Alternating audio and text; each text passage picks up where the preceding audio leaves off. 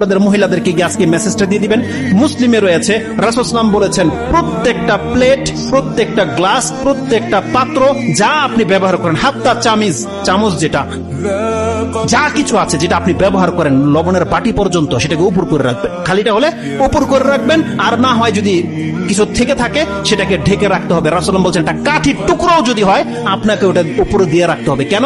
রাসূল বলছেন প্রত্যেক বছরে একবার আকাশ থেকে বালা মুসিবত নাজিল হয়। যদি কোনো পাত্র খোলা থাকে সেই পাত্রতে সেই ভাইরাস পড়ে যায় আর মানুষ আক্রান্ত হতে পারে। এই হাদিসটা মুসলিমে রয়ে গেছে। এজন্য তাদেরকে বলবেন সন্ধ্যা হলে ঘরের দরজাগুলোকে লাগিয়ে নিতে এবং হাত ধোয়া ছাড়া যেন কোনো কিছু স্পর্শ না করে। বাচ্চাদেরকে প্র্যাকটিসিং করাতে বলেন, আর প্রত্যেকটা খাদ্যের পাত্র সেটাকে ঢেকে রাখতে বলবেন। আপনাকে যদি একটা গ্লাস পানিও কেউ এনে দেয় সেটাকে বলবেন যে ঢেকে নিয়ে আসতে।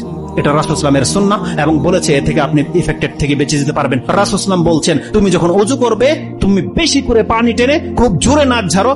তার মানে কোন ব্যক্তি সিয়াম নেই, রোজাদার নেই, তার মানে কতটা প্রেসার দিতে বলেছে এই ক্ষেত্রে যে পানি তোমার হলকে চলে যাক, এত বেশি তুমি পানি টানো এবং নাক ঝাড়ো, এটা একান্ত জরুরি। দ্বিতীয়ত রাসূল সাল্লাল্লাহু আলাইহি ওয়াসাল্লাম কি বলেছে, যখন কোনো ব্যক্তি ঘুম থেকে ওঠে সেজন্য তার হাতটাকে পাত্রে সরাসরি না ডুবিয়ে দেয়। কেন? কারণ তুমি জানো না রাতে তোমার হাত কোথায় ছিল। তার মানে আমাদেরকে কি না জানানো হয়েছে আপনি বলেন। এইভাবে বহু কিছু দিক নির্দেশনা রয়েছে। যেহেতু সময় চলে গেছে, কিন্তু আমার খুব একান্ত ইচ্ছা ছিল যে কিছু গুরুত্বপূর্ণ কথা থেকেই গেল, এটা হয়তো যদি কোনো ব্যক্তি প্রশ্নের মাধ্যমে জানতে চায় সেটা বলে দেব, অথবা আজকের বিষয়টা ইনশাআল্লাহ বাসায় যদি আমি পারি রেকর্ড করে আমি নেটে দিয়ে দেব, যাদের প্রয়োজন দেখে নিতে পারবেন। আল্লাহ যেন আমাদেরকে বোঝার এবং সে অনুযায়ী আমল করার তৌফিক দান করে এবং এই সমস্ত বিভ্রান্তিকর বিষয় থেকে আল্লাহ যেন আমাদেরকে বাঁচার তৌফিক দান করে।